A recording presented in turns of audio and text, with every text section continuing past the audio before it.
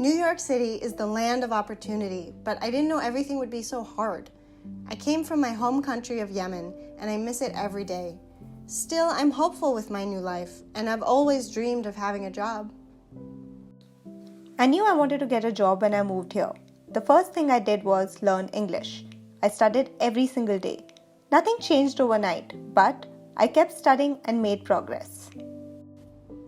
I am in English classes with the Yemeni American Merchants Association. My family is the most important thing in my life, and I need to balance both work and family. But is it even possible? For me, being a working mom is about planning. I finished my university degree while I was pregnant and had 2 children at home. I focused on always having goals and discussing them with my family. So if I manage being a mom while working, I heard I need a resume and I need to know how to interview. Where can I go to prepare for all of this? I learned everything about applying for a job through a local NGO. I really want a job, but how do I even start finding one? I've learned so much and I had to do it myself, even when it was hard. I'd love to help anyone who's going through a similar journey. Both of these women are Yemeni immigrant mothers living in New York City. Both are hard workers and dreamers.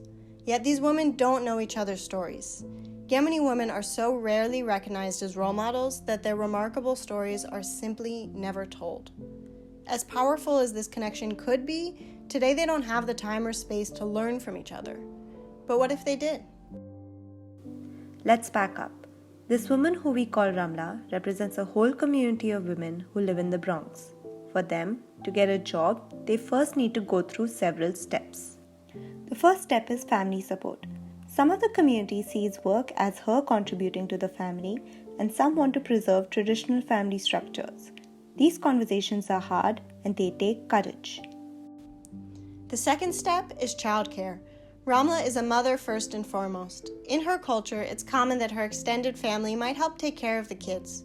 But since the Yemeni war has separated her from her family, she doesn't have that option. She wants a childcare service that shares her cultural values and is affordable. To weigh all of her options, she needs information and she needs space to think so that she can make the crucial decision of choosing a childcare option that's best for her. Next, Ramla knows she needs to learn English. She currently depends on people around her for English help, even with daily tasks, and that really hurts her confidence, which in turn prevents her from seeking out opportunities. Last, Ramla needs more information on the career process to properly plan her goals. Ramla is overwhelmed by all the document requirements and formalities that are needed in the bureaucratic American job-finding system. Her English language limitations, lack of time, and siloed community also create an information gap from her understanding this process.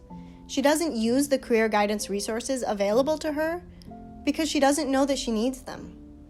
Furthermore, since in her culture she may not be expected to work, Ramla needs the time and space to set goals and to take a personal journey to understanding what her own wants and dreams are. She knows she needs perseverance, but the end goal feels so far away that sometimes she just wants to give up. Each woman in Ramla's community has a unique journey, but they all have the same needs. Without the space to discuss their journeys together and with no visible role models to turn to, Ramla feels alone. What if we could create a safe and supportive space for Ramla and her community to reflect on their career goals together? What if we could uplift the stories of underrepresented Yemeni immigrant women so that Ramla has representations of what is possible? What if we could help Ramla navigate through New York City's job application processes in a culturally relevant way so that she has all the tools she needs to succeed? Enter Sisters Can. Sisters Can is a collection of role model stories, reflection prompts, and goal-setting tools for Ramla and her community. It uses the power of inter-community storytelling to inform and inspire. There are 8 stories that feature a role model or an Arab Muslim woman living in New York City and their authentic journey to having a career. The role models feature diverse career paths. There are hairstylists, investment bankers, craft artists, and some have PhDs. No matter the profession, the stories all outline specific challenges that they went through and the strategies they employed to get over those challenges. These stories democratize the information needed to get a job in New York as a Muslim immigrant woman. The first 4 stories will explain how a role model got through each step in their process. The next 4 stories will outline how to set achievable goals. Within each lesson conducted at Yama English classes, students first read the role model stories. The teacher then facilitates discussions on core challenges in the stories, and the women will work together to brainstorm solutions to those challenges. This way, they apply the learnings from the stories to their own lives.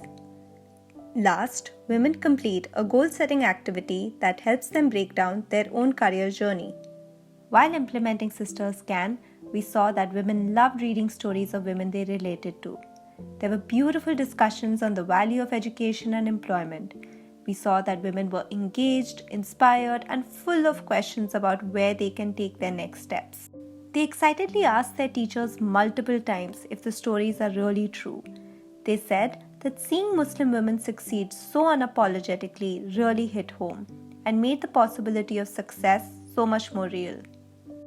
These materials were created by prioritizing equity and shifting power. The ideas within the materials represent the ideas from everyone in the community, from Yama stakeholders to community advocates to local leaders to Ramla herself. What happens when information is culturally accessible, relevant, and timely? What is the impact of a story?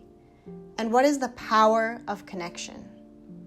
When marginalized communities have access to role models, they have access to imagining alternate futures for themselves. They have access to hope, to encouragement, to knowing that they can achieve.